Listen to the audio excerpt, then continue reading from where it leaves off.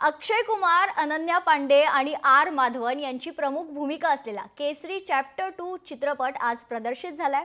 हा ऐतिहासिक चित्रपट गुड फ्रायडेच्या दिवशी म्हणजेच आज प्रदर्शित झालाय।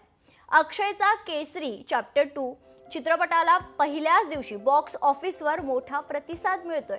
सत्य घटनेवर आधारित चित्रपट असल्याने तो अधिक भावल्याचं प्रेक्षकांनी म्हटलंय।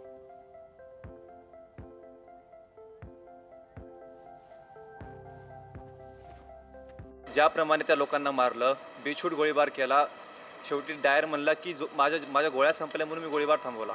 लाईक एवढा खालच्या थराला जाऊन तिथं गोळीबार करण्यात आला आणि शेवटी ब्रिटिश अंपायरने साधं सॉरी सुद्धा बोलला नाही, माफी सुद्धा मागितली नाही। ते डिफेम करत होते त्या गोष्टीला।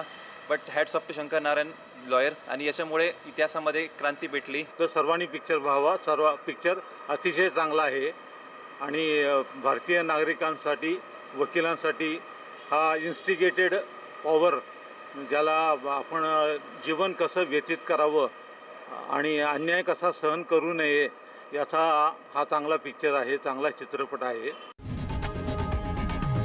लोकशाही मराठी ऐका, पहा, जागरूक रहा।